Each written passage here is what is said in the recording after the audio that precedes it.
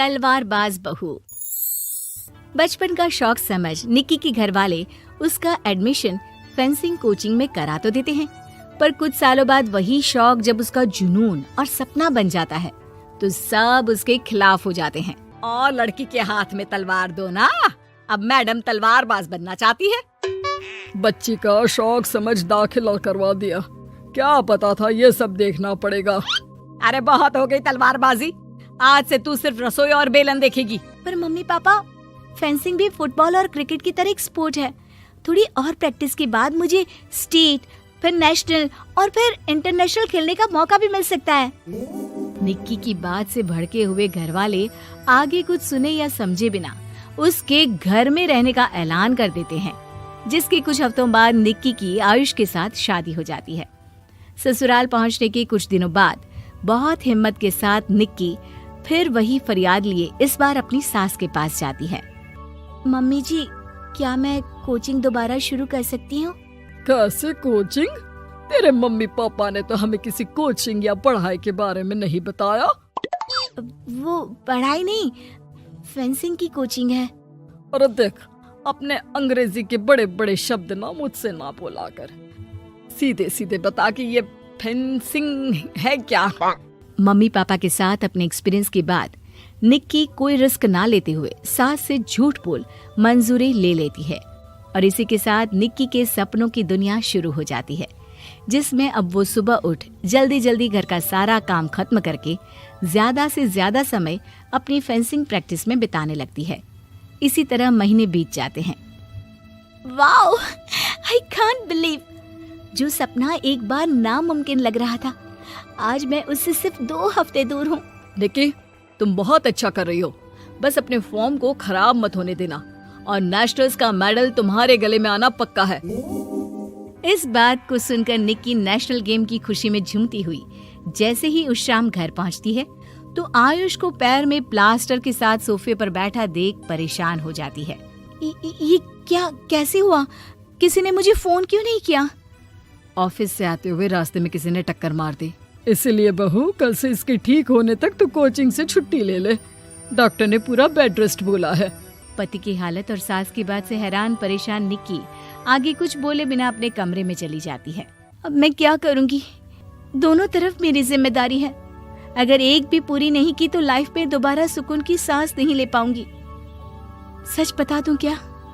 नहीं, अगर इन्होंने भी घर में कैद कर लिया तो बचा कुचा मौका भी खो दूंगी। भगवान, आपने मुझे कहाँ फंसा दिया। मन ही मन ये सब सोचते हुए निक्की घर के काम और पति की सेवा में लग जाती है। इसी तरह 1 हफ्ता बीत जाता है। बहुत सोचने के बाद भी जब कोई दूसरा रास्ता नहीं दिखता तो निक्की सबको फेंसिंग की सच्चाई बताने का फैसला करती है और सास और पति के पास आती है। मम्मी, आयुष, मुझे आप दोनों से एक बात करनी है। तुम्हें भी मम्मी की तरह गैस हो गई है क्या? तू भी बूढ़ी औरत की मजाक उड़ा ले। एक दिन जब तेरे बच्चे तेरा मजाक उड़ाएंगे ना तो मैं भी उनके साथ बैठकर हंसूंगी।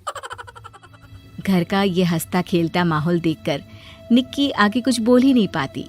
तभी गोलियां चलने की आवाज सुनकर सब डर जाते हैं और कुछ आतंकवादी घर में घुसकर सबको बाहर निकाल देते हैं, जहां उनके एरिया के बाकी सब लोग भी इकट्ठा होते हैं।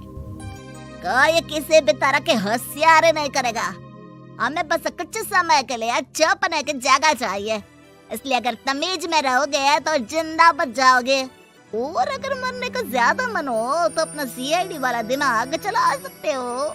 डर की वजह से कोई इसके आगे कुछ नहीं बोलता। कुछ घंटे इसी तरह आतंकवादियों की कैद में बैठे रहने के बाद निक्की की सास गुस्से में चिल्लाने लगती है। अरे तुम कल मुँहों को आम लोगों को परेशान करने के अलावा और कुछ नहीं आता क्या? मैं कहती हूँ, अरे एक एक को मेरी बद्दुआ लगेगी, कोई जिंदा नहीं बचेगा। ये अब क्या कर रही हो मम्मी? सॉरी, वो परेशान हो गई इसलिए कुछ भी बोल दिया। प्लीज इन्हें छोड़ दीजिए, अब कुछ नहीं बोलेंगी। अरे तू डरपोक की तरह इनसे माफी मांग रहा है, कुछ तो अपने पापा के गुण ले लेता। अगर आज वो यहाँ होते तो इतनी देर में सबका गला काट चुके होते। क्या मतलब? नहीं मम्मी, प्लीज दोबारा वही सब शुरू मत करना। आखिर कोई मुझे भी बताएगा कि बात क्या है। तेरे ससुर जी अपने समय के सबसे बेहतरीन और उम्दा तलवारबाज थे। कोई कितनी भी बड़ी बंदूक या कितने भी ज्यादा हथियारों के साथ उनके सामने क्यों ना आ जाए, सबको एक एक करके चित कर देते थे। वाह, ससुर जी और क्या क्या करते थे? निक्की का इंटरेस्ट देख सास उसे ससुर जी और उनकी तलवारबाजी की कहानियां सुनाने लगती है, जिन्हें बहुत देर तक सुनने के बाद अपने आप को रोक ना पाते हुए निक्की आखिर उनसे तलवार के बारे में पूछ ही लेती है। मम्मी जी, क्या पापा जी की वो तलवार आज भी आपके पास है? अरे इन्होंने अपने बेटे से ज्यादा उस तलवार से प्यार किया है तो फेंक कैसे देती, संदूक में संभाल कर रखी है। आयुष की बात सुन निक्की की आंखें चमक उठती हैं और वो सब कुछ भूल तलवार निकालने की बात कर बैठती है, जिसे सुन बाकी दोनों की आंखें फट जाती हैं। क्या बोला, जरा फिर से बोल। क्या कहानियां सुनकर तुम भी अपने आप को झांसी की रानी समझने लगी?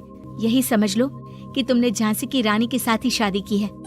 ओ मोहतरमा, जरा सपनों की दुनिया से बाहर निकल आओ और शांति से बैठ जाओ, आई बड़ी झांसी की रानी बनेगी। माहौल की गंभीरता और सास आयुष का रिएक्शन देख निक्की के पास उन्हें सच्चाई बताने के अलावा और कोई ऑप्शन नहीं बचता, इसलिए वो बिना कुछ सोचे समझे और देर किए उन्हें पूरी सच्चाई बता देती है, जिसे सुन दोनों भौंचक्के रह जाते हैं। और इसी के साथ अगले हफ्ते मुझे नेशनल्स खेलने का भी मौका मिला है, भरोसा कीजिए मैं कर सकती हूँ। निक्की की बातों से अभी तक सदमे में बैठे आयुष और सास उनकी तबीयत खराब होने का बहाना बनाते हैं और दवाइयाँ लाने के बहाने घर के अंदर जाने की बात करते हैं, जिस पर एक आतंकवादी भी उनके साथ घर के अंदर जाता है। निक्की दवाइयाँ लेने के बाद बाथरूम का बहाना बनाकर सास के कमरे में पहुंच जाती है। अब क्या बाथरूम भी साथ चलोगे? यहीं कमरे में रुको। 5 मिनट में बाहर नहीं आई तो अंदर आकर सारी गालियां सिर में उतार दूंगा। निक्की बाथरूम के अंदर चली जाती है। अब क्या करूं? तलवार कैसे निकालूं? मुझे किसी भी तरह इससे छुटकारा पाना होगा। सोच निक्की, जल्दी कुछ सोच। कुछ देर परेशान बाथरूम में इधर से उधर घूमने के बाद निक्की की नजर फर्स्ट एड बॉक्स पर पड़ती है और वो तुरंत उसमें से कैंची निकालकर उसे छुपाते हुए चुपचाप बाहर निकल आती है। हो गया तुम्हारा सारा नाटक खत्म, अब चुपचाप ये दवाइयाँ उठाकर बाहर चलो। ऐसा बोलकर जैसे ही आतंकवादी मुड़ता है, निक्की तुरंत उसकी गर्दन पर कैंची से वार कर देती है और उसकी बंदूक हाथ में लिए संदूक से तलवार निकालने लगती है, जिसकी कुछ देर बाद वो घर के पीछे वाली खिड़की से बाहर निकलकर छुपकर एक एक करके सब आतंकवादियों पर वार करके उन्हें घायल कर देती है। अब सारे पब्लिक की कैद में आ जाते हैं। ये सब देखकर आयुष और सास के साथ सारे लोग दंग रह जाते हैं। सास का सर गर्व से ऊंचा हो जाता है। मेरी बहू सिर्फ नेशनल्स नहीं, इंटरनेशनल भी खेलेगी। हाँ।